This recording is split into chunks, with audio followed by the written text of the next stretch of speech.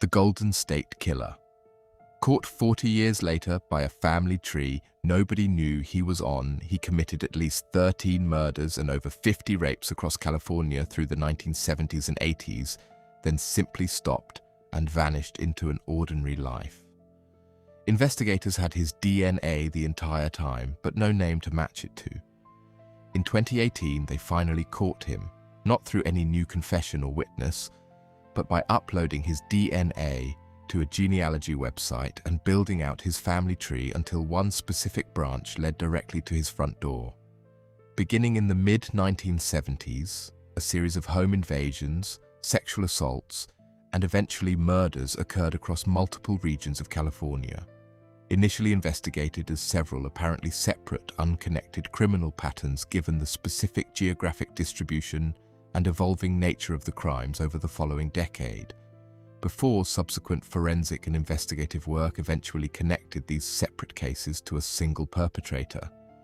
whom investigators and media eventually referred to under several different names throughout the decades-long investigation, including the East Area Rapist and the original Night Stalker, before the case's eventual resolution led to the now more widely recognized designation, the Golden State Killer. The perpetrator's specific pattern proved genuinely methodically calculated across the crime's full duration, typically involving extensive advanced surveillance of intended victims and their homes, careful planning regarding entry and escape routes, and a documented pattern of evolving methods across the crime's full timeline, beginning with a sustained pattern of home invasion sexual assaults primarily in the Sacramento area during the mid-1970s, before the pattern's geographic focus shifted southward and the crime's severity escalated to include murder beginning in the later 1970s and continuing into the mid-1980s. What made the case genuinely, particularly challenging for the numerous separate law enforcement agencies investigating different portions of the broader pattern across these years was the perpetrator's specific geographic mobility across multiple distinct California jurisdictions, combined with his own apparent deliberate operational security regarding forensic evidence, meaning individual investigating agencies initially lacked the kind of comprehensive, cross-jurisdictional coordination that might have allowed them to recognize the full scope of a single perpetrator's activity considerably earlier than actually occurred. The crime ceased entirely sometime in the mid-1980s without any formal arrest or clear explanation for the sudden cessation, and the case remained formally unsolved for decades afterward, despite sustained, continued investigative effort from multiple law enforcement agencies who had, over the intervening years, successfully developed a confirmed DNA profile connecting numerous individual cases to a single perpetrator, providing investigators with definitive forensic proof they were pursuing one specific individual, but without any actual identity or name to connect that confirmed genetic profile to. The case's eventual, genuinely remarkable resolution came through a specific investigative technique that hadn't existed during the crime's original commission, or for most of the following decades of unsuccessful investigation: forensic investigative genetic genealogy, a method involving uploading the perpetrator's confirmed crime scene DNA profile to a public consumer genealogy database specifically to identify genetic relatives who had themselves voluntarily submitted their own DNA for personal ancestry research purposes, then using the resulting network of identified genetic relationships to construct an increasingly detailed family tree specifically intended to eventually identify which specific individual within that broader family network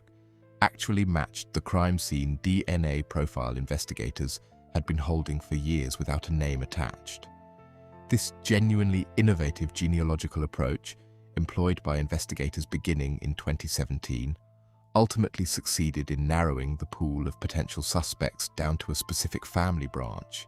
and eventually to a specific individual, Joseph James DeAngelo, a former police officer who had, in a genuinely unsettling detail investigators and the public alike found particularly disturbing, spent portions of his own career working in law enforcement during roughly the same period the crimes were actually occurring, before investigators conducted a final, confirming DNA comparison using a discarded personal item to definitively match Deangelo's own genetic profile against the confirmed crime scene evidence, providing the conclusive forensic confirmation needed to formally arrest him in April of 2018. Deangelo's arrest, coming over 3 decades after the crime's actual cessation, represented one of the most significant and widely publicized applications of investigative genetic genealogy in criminal justice history, a technique that has subsequently been employed in numerous additional previously unsolved cold cases across the United States,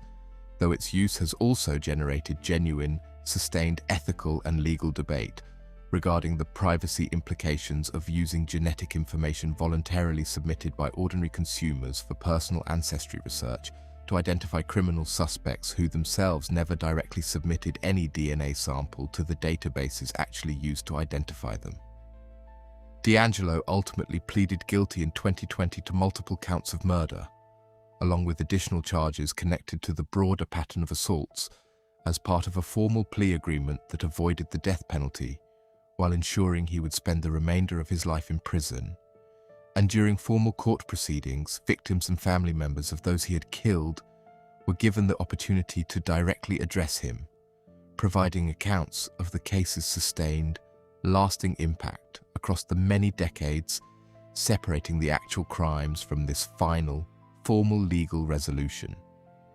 What makes the Golden State Killer case endure as one of history's most significant examples of forensic investigative innovation isn't simply the scale or severity of the crimes themselves, genuinely severe as that toll remains,